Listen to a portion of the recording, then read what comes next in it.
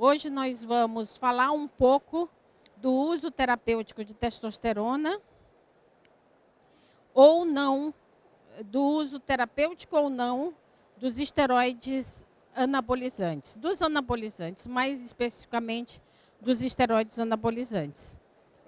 Eu acho que tem gente aqui que precisa de fone. E vou tentar ser rápida, porque o assunto é longo. Mas é bem interessante porque nós vamos falar não só dos benefícios, como dos efeitos adversos do uso de anabolizantes.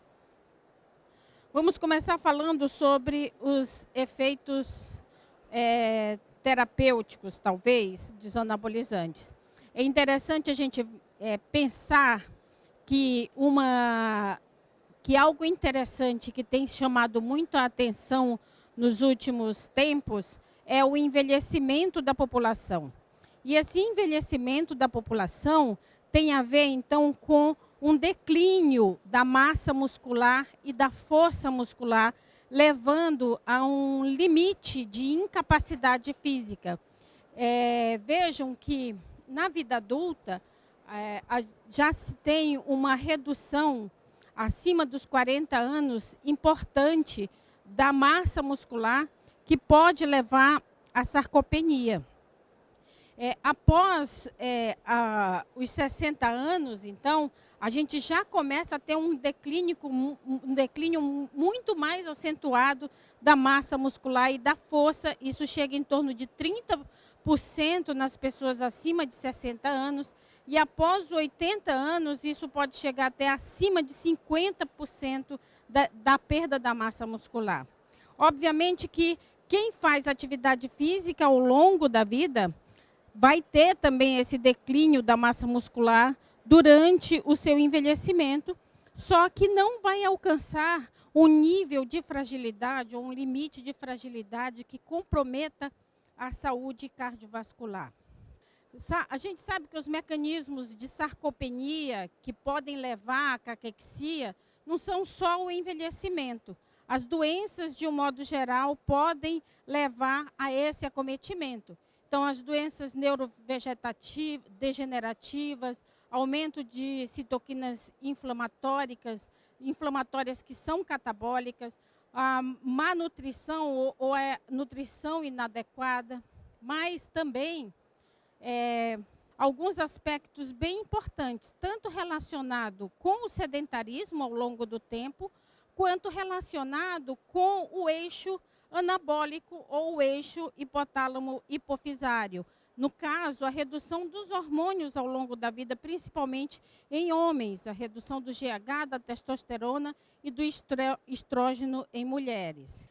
Algumas vias são bem conhecidas nesse eixo, tanto catabólico quanto anabólico, para manutenção desse equilíbrio anabólico-catabólico.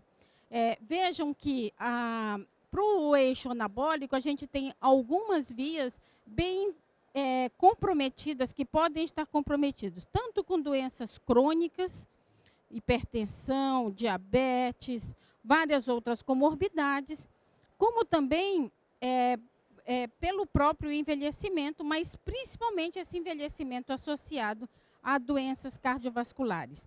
A gente sabe que só sarcopenia, por si só, talvez não traga tanto comprometimento de sarcopenia.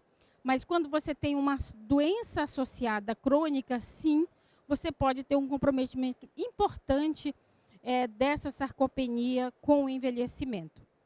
Então, a via da miostatina, via dos glucocorticoides, as vias inflamatórias comprometidas e a via da angiotensina 2 são as principais vias catabólicas que aumentam tanto a ativação do sistema ubiquitina-proteossoma, quanto a ativação do sistema autofágico de lisossoma e também a via direta inflamatória sob as capases, que leva ao aumento da apoptose muscular ao longo do tempo. Também a gente tem, em contrapartida, vias bem ativas durante o processo de formação muscular e formação esquelética, que é a via da testosterona, a via da insulina e a via inflamatória do IGF. E essas são vias que contribuem de forma importante para a síntese proteica. E a redução dessas vias ao longo do tempo pode levar também ao aumento do risco de sarcopenia e de fragilidade física e cardiovascular. A gente sabe que a deficiência de testosterona, então, que relaciona a deficiência de testosterona à mortalidade, ela está ligada, então, ao hipogonadismo ao longo da vida. O hipogonadismo, muito se tentou associar o envelhecimento a uma comorbidade muito semelhante à mulher, que é a andropausa, e que hoje a gente sabe que a andropausa é uma utopia, não tem muito a ver com essas comorbidades gerais que acometem o homem, e sim as próprias doenças relacionadas ao envelhecimento, as doenças crônicas relacionadas ao envelhecimento. Então, a deficiência e o hipogonadismo, ela está relacionada às principais comorbidades da síndrome metabólica, sejam elas obesidade, hipertensão, dislipidemia, hiperglicemia e a resistência à insulina. E a gente sabe também que a partir de um determinado tempo, quanto mais baixa é a testosterona, eu não estou com a ponteira, não estou dando para apontar para vocês, mas dá para ver aí no gráfico que quanto menor é o nível de testosterona, desde em azul normal até o verde, em que tem um nível bem rebaixado de testosterona, vejam que a mortalidade aumenta ao longo do tempo. E que a gente sabe que a principal comorbidade que tem a ver com a deficiência de testosterona ao longo do tempo, principalmente no homem e na mulher também, é a síndrome metabólica. Todos esses estudos aí demonstram um desvio de baixa testosterona como causa de prevalência, como prevalência de baixa testosterona relacionada à síndrome metabólica. Um estudo muito interessante que demonstrou que avaliou a reposição de testosterona em pacientes com doença arterial coronariana e mortalidade foi um primeiro estudo de 2013, que foi publicado no JAMA. Eles avaliaram, a princípio recrutaram 23 mil pacientes aproximadamente, excluíram por vários motivos, incluindo PSA elevado e hematócrito normal, que é um dos critérios de reposição hormonal. Se você tem o hematócrito normal, teoricamente você não tem uma comorbidade associada à deficiência do eixo hipotálamo hipofisário. Então você não tem, é um dos critérios para a reposição hormonal que deve ser excluído. E eles concluíram, então, após a análise de 8.700 pacientes, pode passar, que depois de 3 anos de acompanhamento, é interessante notar que a terapia, quando compararam a terapia hormonal com testosterona, naqueles pacientes que tinham critérios de hipogonadismo, contra aqueles pacientes placebo, que usaram placebo, até 3 anos, não havia nenhuma modificação grande nas curvas de mortalidade para a doença arterial coronariana. Mas depois de 3 anos, houve uma abertura dessa curva e houve um aumento da mortalidade no grupo que usava testosterona. Isso foi um estudo muito interessante. Tem muito viés esse estudo na análise dessa reposição hormonal, incluindo um controle afinado do nível hormonal de testosterona que os pacientes estavam durante a sua reposição. E a gente sabe que existe uma linha tênue entre reposição e suplementação que tem efeitos deletérios importantes para a saúde cardiovascular. Próximo. Outra coisa interessante é a doença. A doença é o principal desfecho associado que aumenta essas alterações de sarcopenia e de fragilidade dos indivíduos ao longo do tempo. Então, o paciente com insuficiência cardíaca, que tem o seu processo de envelhecimento normal e que cursa durante o envelhecimento, já com disfunção mitocondrial, infiltração muscular e de gordura no tecido muscular e conjuntivo, denervação e transformação de fibras musculares rápidas, apoptose de miócitos.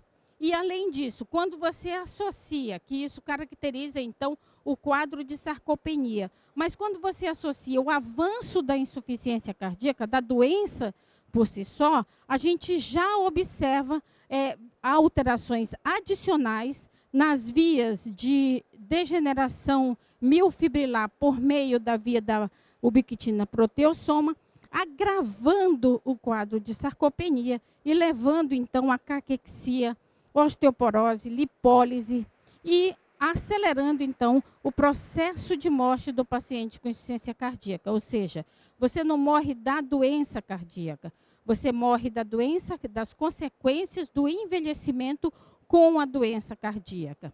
Há outras vias bem interessantes que são estudadas, as vias de citoquinas pró-inflamatórias, a via de anorexia, muitas drogas surgindo nos últimos 5 anos que estão em estudo e provavelmente ano que vem a gente vai ter novas drogas aí lançadas no mercado para o controle da anorexia no paciente com insuficiência cardíaca e com doenças crônicas, a imobilidade na atividade, a degradação dos peptídeos natriuréticos, resistência à insulina, o avanço da insuficiência cardíaca do lado direito para o lado esquerdo e também, principalmente, o imbalanço anabólico-catabólico que todas essas doenças podem levar. Esse é um primeiro estudo de 2003 que analisou esses aspectos de deficiência hormonal na insuficiência cardíaca. Nesse, eles avaliaram pacientes de grupo funcional 1 a 4 e avaliaram, então, o nível de testosterona rebaixada com o avançar da doença cardíaca, como vocês podem ver, tanto de testosterona total quanto de testosterona livre. Quanto maior o avanço da insuficiência cardíaca, pior é o nível hormonal de testosterona. E vejam que interessante que eles avaliaram, então, de acordo com o eixo comprometido anabólico, né, o quanto que havia, então, de risco de sobrevida acumulada nesses pacientes. E vejam que interessante que quanto maior a associação de níveis anabólicos associados, maior era, então, a mortalidade. E esses níveis anabólicos associados era o indivíduo que não tinha nenhum eixo anabólico alterado, era o testosterona total alterada e testosterona livre alterada, ou a associação de testosterona livre, testosterona total, DHEA alterado, e, por fim, a associação com todas essas vias, mais o IGF também alterado ou reduzido. Esses são vários estudos que têm se verificado desde 2004, analisando a reposição de testosterona na insuficiência cardíaca, mas são estudos de pouco tempo, muito controlados e que não têm um desfecho cardiovascular claro em relação à reposição hormonal de testosterona, mas todos mostraram benefício na capacidade funcional dos pacientes que usaram testosterona e que tinham hipogonadismo. Esse é um estudo que a gente fez lá no nosso serviço, no INCOR, e que vejam que realmente que os pacientes, que a gente avaliou, então, aumento de rehospitalização e mortalidade nos pacientes com insuficiência cardíaca, com hipogonadismo diagnosticado de acordo com os critérios de diretriz. E vejam que os pacientes que tinham insuficiência cardíaca e tinham rebaixamento de testosterona, eles morriam praticamente 3 a 4 vezes mais do que os pacientes que não tinham nenhuma disfunção hormonal de testosterona para a mesma classe funcional. Também nós vimos que os pacientes que tinham insuficiência cardíaca, eles tinham um imbalanço símpato-vagal importante. E aqueles pacientes para a mesma classe funcional que cursavam com sarcopenia, eles tinham, então, uma atividade nervosa simpática, o principal marcador de avanço da insuficiência cardíaca, eles tinham uma atividade nervosa simpática maior do que os que não tinham sarcopenia. Eu não trouxe aí, mas também nós avaliamos que aqueles pacientes que tinham hipogonadismo e que tinham sarcopenia também morriam 3 vezes mais do que os pacientes que não tinham sarcopenia. Então, vejam que há uma relação direta entre deficiência de testosterona, avanço da doença cardiovascular e também o desfecho de fragilidade cardiovascular. Porque os pacientes estão super bem tratados, nossos pacientes com insuficiência cardíaca, e eles, então, morrem não pela doença, pela insuficiência cardíaca, mas as complicações relacionadas ao envelhecimento associado à doença. A gente tem os pacientes estão vivendo muito, nossos pacientes estão morrendo pouco, mas morrendo de outras comorbidades, que não é a doença cardíaca per se. Esse é um estudo, então, que a gente realizou lá no nosso serviço, pensando em avaliar realmente os efeitos, não só da reposição de testosterona, mas a associação com a atividade física. Será que a atividade física tem um papel importante com os pacientes que têm hipogonadismo, associados ou não à reposição de testosterona? E olha que interessante que nós encontramos, nós avaliamos, então, 160 pacientes e dividimos em 3 grupos, o treinamento, a reposição de testosterona e a reposição de testosterona associada ao treinamento físico. Nós tivemos o cuidado durante o período de 4 meses de reposição. Vejam que eles têm tanto nível inicial de testosterona total quanto de testosterona livre rebaixada. E nós tivemos o cuidado nos grupos de testosterona, de treinamento e isolado, de manter um nível fisiológico. Não era a intenção fazer uma supradosagem de testosterona, mas manter o nível fisiológico, era uma reposição real. E o que nós encontramos? Vejam que interessante. Os pacientes, então, que repuseram testosterona e fizeram treinamento físico, eles tiveram, então, um aumento significativo do nível de testosterona total durante esse período. Mas o mais interessante desse estudo foi mostrar que só o treinamento já normalizou o nível de testosterona. Você não precisou repor testosterona no paciente. Só o treinamento físico combinado, aeróbico e de força, já repôs esse nível fisiológico de testosterona. Também a capacidade funcional, nós tivemos aumento nos 3 grupos, encontramos aumento nos 3 grupos de intervenção. E o interessante é que o principal fator prognóstico de avanço da doença, que é a atividade simpática, e esses pacientes estavam extremamente muito bem tratados, né? E vejam que a atividade simpática deles era elevada. A gente tem aqui algo que é um pouco mais de viés, que o grupo que treinou e fez testosterona, como era o estudo randomizado, é uma coisa que a gente não tem como controlar, eram pacientes que tinham uma atividade simpática até um pouco mais elevada. E olha que interessante, o grupo treinamento, como é bem conhecido, já reduziu a atividade nervosa simpática. O grupo que fez só testosterona, ele não modificou muito a sua atividade simpática, ele não reduziu praticamente, não foi significativa essa redução da atividade nervosa simpática. Mas vejam que interessante a redução da atividade nervosa simpática quando você associou treinamento com testosterona. Isso é fácil de ser explicado. Por quê? Só um pouquinho. Por quê? Porque a gente sabe que a principal via de acoplamento, de degradação proteica, que acopla no receptor androgênico, é a via da miostatina. E a miostatina é a principal via de degradação desse eixo anabólico hormonal. E quando você faz a atividade nervosa, a atividade física, o treinamento físico nesses pacientes, é a única forma que você tem de inibir essa via de degradação da miostatina. Então, foi a única forma, foi fazer a atividade física, inibe a via da miostatina e, então, a testosterona consegue ter a sua ação plena na reposição hormonal. A gente não encontrou melhora no desfecho quando você usou só testosterona, mas também só o exercício físico, a gente já teve um desfecho importante aí desse mecanismo fisiopatológico.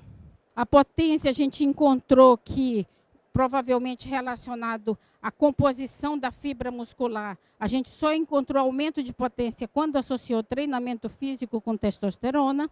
A qualidade de vida, ele melhorou nos grupos treinamento, mas não no grupo só testosterona. E olha que interessante a qualidade da fibra muscular alcançada com essa reposição. Os pacientes que fizeram treinamento físico, eles melhoraram a área de secção transversas das fibras do tipo 1 e aumentaram um pouco as fibras do tipo 2. O grupo que treinou e fez testosterona teve uma suplementação nesse resultado, tanto aumentando as fibras do tipo 1, que são as fibras oxidativas, que dão capacidade funcional, mas também aumentaram sobremaneira as fibras do tipo 2, que dão velocidade, que melhora a fragilidade do paciente. Mas o grupo que só fez treinamento físico, ele não melhorou a área de secção transversa, ele não teve melhora nenhuma. Um estudo muito interessante recentemente mostrou a seguridade de reposição de testosterona. Eu fiz só um resumo rápido por conta do tempo.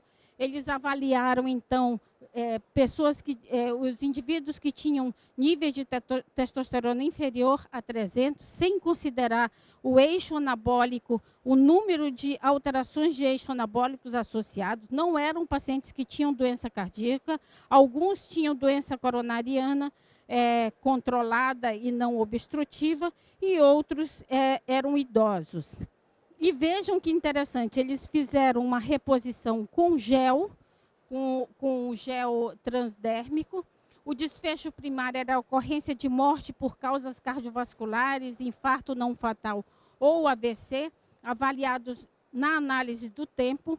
E a análise de corte estatístico era para ser considerada que não fosse inferior a 1,5 do intervalo de confiança de 95. Em conclusão, eles acharam que o uso de testosterona em homens mais velhos melhora a função sexual, aumenta a mineralidade óssea volumétrica e real densidade. No entanto, eles observaram que naqueles indivíduos uma grande parte dos indivíduos, e foi significativo, uma grande quantidade de fraturas nesse grupo, corrige a anemia inexplicável, reduz moderadamente sintomas depressivos, com ressalva de que a deficiência de testosterona não é uma condição de risco de vida, mas sim permanecem incertezas em relação aos resultados cardiovasculares que pesam no tratamento de decisões entre o médico e o paciente, mas novas conclusões a gente precisa fazer as conclusões em relação à seguridade de reposição de testosterona nesse estudo foi considerada como benéfica em relação ao risco da terapia de testosterona em homens de meia idade e homens mais velhos com hipogonadismo. No entanto, é bom ressaltar que isso está relacionado a uma interpretação do estudo. Por quê? Eu não trouxe para vocês, para diminuir o tempo, mas as curvas entre o placebo e entre a reposição de testosterona ao longo do tempo foi linear, ascendente, e elas caminharam juntas. Então, você diz para mim que que algo é seguro, mas você não reduz o risco cardiovascular de uma população, você só diz que não vai aumentar. Então, esse estudo tem um viés importante, inclusive para dizer que reposição hormonal a longo tempo de testosterona é seguro no ponto de vista cardiovascular. Acabou de sair, julho de 2023. Outro ponto importante é as finalidades do uso, né? A gente vai agora contar a história completa. Uma coisa é a reposição hormonal, outra coisa é a suplementação hormonal de testosterona e o uso não terapêutico da testosterona, que apesar do posicionamento do Conselho Federal de Medicina brasileiro pontuar que está proibido o uso indevido ou uso não terapêutico de testosterona, esse uso continua a aumentar ao longo do tempo, vocês sabem disso. Principalmente fora do esporte federado. E, então, existe recomendação, sim, para reposição hormonal, uma reposição hormonal que seja de curto prazo, para mudar o status do paciente, mas o uso prolongado da testosterona, ele não está indicado, e o nosso estudo fala isso, que pacientes que têm uma deficiência hormonal, ele pode melhorar a sua classe funcional e melhorar os seus aspectos de fragilidade por um determinado tempo muito curto, mas em seguida ele deve trocar essa redução, essa reposição hormonal pelo exercício físico para manutenção, então, da atividade física e manutenção do seu nível hormonal por um meio não farmacológico. Mas o uso, e isso está bem determinado, por quê? Porque ao longo do tempo fica difícil você fazer um controle efetivo desse nível hormonal. E o uso não terapêutico, ele não existe recomendação. Por quê? Porque a gente sabe, esse estudo foi um primeiro estudo realizado no nosso grupo, 2010, em que a gente vê que os usuários eles têm pressão sistólica, diastólica e média mais aumentado ao longo de 24 horas, também com a frequência cardíaca mais elevada, isso determinado em mapa de 24 horas. Atividade nervosa simpática dos usuários é superior aos não usuários e quando a gente relaciona os níveis de pressão, correlaciona com a atividade nervosa simpática, essa parece ser uma causa e efeito bem importante. Se você tem mais atividade simpática por conta da suplementação de testosterona, você tem maior nível de pressão arterial. O fluxo sanguíneo periférico também reduz com o uso de testosterona. Vários fatores estão relacionados à redução do fluxo sanguíneo e à condutância vascular do antebraço, que tem a ver com o quanto de pressão o indivíduo tem, a correção da pressão arterial para esse fluxo sanguíneo periférico. Pode passar.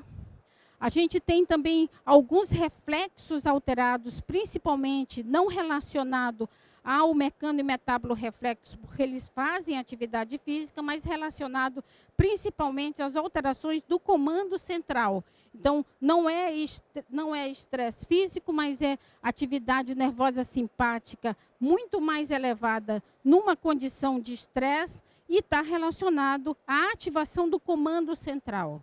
Outro fator importante para essa alteração de fluxo nos anabolizados é a disfunção endotelial. Nesse estudo, a gente sabe, a princípio de introdução, a gente tem um padrão linear do fluxo sanguíneo no vaso arterial.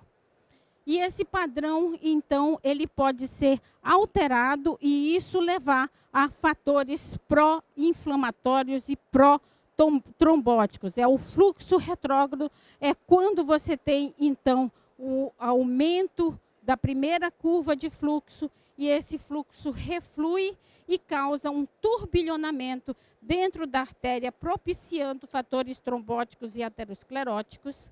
Isso acontece muito com o envelhecimento. É muito comum a gente encontrar esse tipo de alteração de fluxo retrógrado no envelhecimento. Então, nós quisemos testar também nos anabolizantes, como se ele tivesse um envelhecimento precoce do sistema arterial. E realmente, pode passar, observem que os pacientes que usam anabolizante tinham um fluxo retrógrado retrógrado aumentado em relação aos seus pares que só faziam atividade física, e também o shear stress oscilatório, que é, então, a relação entre o anterógrado e o retrógrado, que também estava alterado, facilitando a aterosclerose e trombose. Vejam que interessante, um usuário de 26 anos, comparado com o seu par, vejam o padrão de fluxo retrógrado e anterógrado bem mais aumentado nos anabolizados em relação aos não usuários de anabolizantes.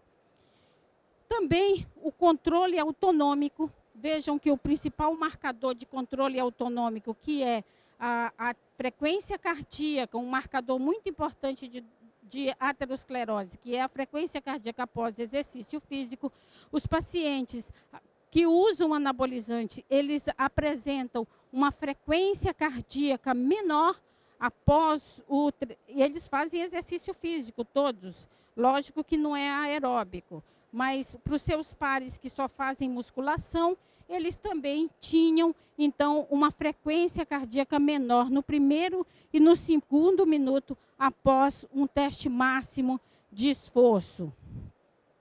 Também a gente viu o VOP desses indivíduos, né? A velocidade de onda de pulso e a sensibilidade barorreflexa, que também é um fator preditor de envelhecimento precoce do sistema cardiovascular.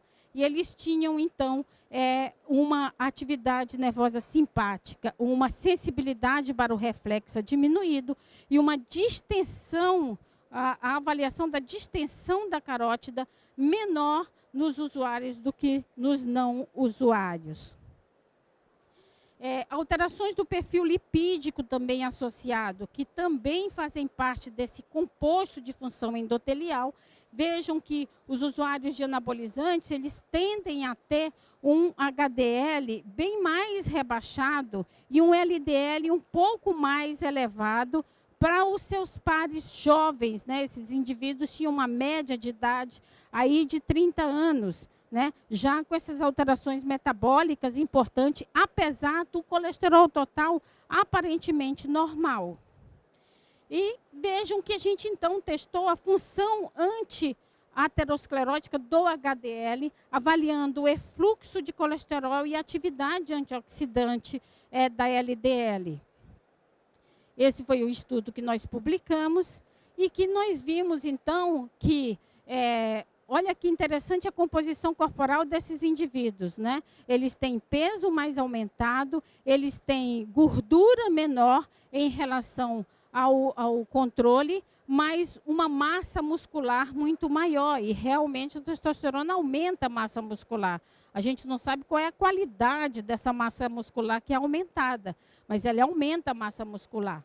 Essa é a composição corporal dos pacientes, que podem ser encarados como pseudo-obesos quando a gente analisa os pacientes e manda para publicação, mas por isso a gente tem a composição corporal clara para dizer que não é obesidade, é uma composição corporal relacionada ao uso de drogas. E o perfil lipídico, então, que a gente tem aí nesse grupo aí, independente daquele estudo anterior, esses eram pacientes que tinham um tempo de uso maior, e eles tinham HDL de 19 em média, em relação ao grupo não usuário, um LDL também um pouco mais elevado. O que chama atenção é a proteína C reativa, que mostra um processo inflamatório importante nesse grupo, associado a todas essas alterações metabólicas. A gente não encontrou, então, nenhuma alteração significativa entre os grupos para o colesterol, para os triglicerídeos, para a APO1 e nem para fosfolipídios. Mas vejam que o efluxo de colesterol ele está reduzido nos usuários significativamente em relação aos dois grupos, controle controle sedentário e o controle que fazia só musculação. A gente sabe, então, que a gente tem, então, o quanto que tem. Vê se tem uma animação.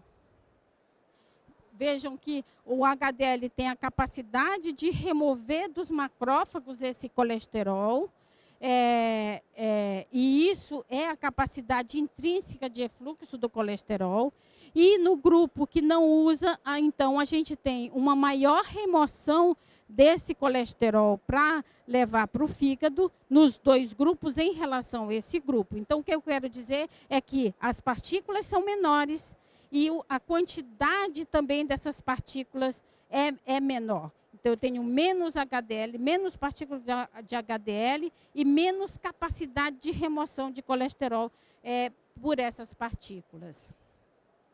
Na atividade oxidante, nós encontramos algo de surpreendente, que os usuários de anabolizante tinham uma capacidade antioxidante da LDL aumentada, né? Mas na hora que a gente faz a proporção dessa capacidade antioxidante da LDL comparada com a capacidade diminuída de remoção de LDL pelo HDL, ainda havia um prejuízo bem importante. Isso foi encarado como um mecanismo de compensação. Então, uma forma de compensar essas alterações da redução da remoção de partículas de gordura pelo HDL era aumentar essa atividade antioxidante da LDL. Mas isso não era suficiente para trazer benefícios em relação ao uso de anabolizantes. E vejam que, quando a gente olha o desfecho duro disso, a gente vê que no grupo que usava, em relação ao grupo que não usava anabolizante, tanto o grupo sedentário quanto o grupo musculação, a gente tinha uma proporção aí de 25% dos pacientes já tinham uma quantidade de placa arterial importante, né, que chegava, inclusive, até a 50% de obstrução de coronária. E é importante ressaltar que nos outros grupos não tinha nada. E esses indivíduos tinham uma média de 30 anos de idade, né? E vejam, então, que o grau de estenose, como eu falei para vocês, ele chegava a 30% a 50% de comprometimento nas artérias coronarianas. Isso é uma placa no score de cálcio, na angiotomografia. O tempo de uso é algo interessante, então esses pacientes, quanto maior o tempo de uso do anabolizante, pior o efeito para a saúde cardiovascular e para a aterosclerose. O tempo de uso, a gente instituiu que a gente utilizaria os pacientes de 2 a 8 anos de uso de anabolizantes, e eles realmente mesmo sabendo que causam problemas e que têm doença arterial coronariana associada, eles continuam o uso de anabolizantes. E a gente tem aumentado muito a polifarmácia dos usuários de anabolizantes, porque eles já sabem disso e usam estatinas e tamoxifenos e todas as terapias antiateroscleróticas possíveis. Eles se automedicam e sabem muito bem como que está. Isso é um outro passo que a gente tem que dar agora. Qual é o efeito dessas drogas antiateroscleróticas nos anabolizantes? Isso é um movimento que tem acontecido nos últimos 3 anos. E esse é um estudo também que mostrou um alto índice do uso de anabolizantes e o uso como um fator independente de evento cardiovascular. Então, em conclusão, eu não quis me prolongar, a gente tem que entender que a diferença entre o uso clínico de uma recuperação de massa muscular e força em relação ao doping não é somente o nível hormonal, mas principalmente o quanto que você repõe de testosterona de forma fisiológica e por um tempo curto, para mudar um status clínico, para fazer essa manutenção desse status clínico por forma não farmacológica, até uma condição pior de estado clínico, que então, o usuário de anabolizante que usa nível suprafisiológico. Finalizando, a gente tem algo interessante a passar, que é o tratamento não farmacológico do ajuste entre uma dieta, o ajuste dietético e o exercício físico na abordagem cinética da massa muscular.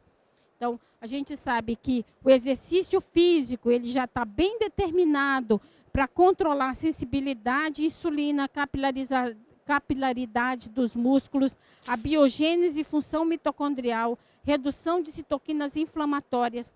E associado o exercício físico e o ajuste dietético, a gente tem, então, um balanço positivo entre síntese proteica e degradação proteica. Lembrando que, como eu falei, aquele estudo mostrou aumento de fragilidade.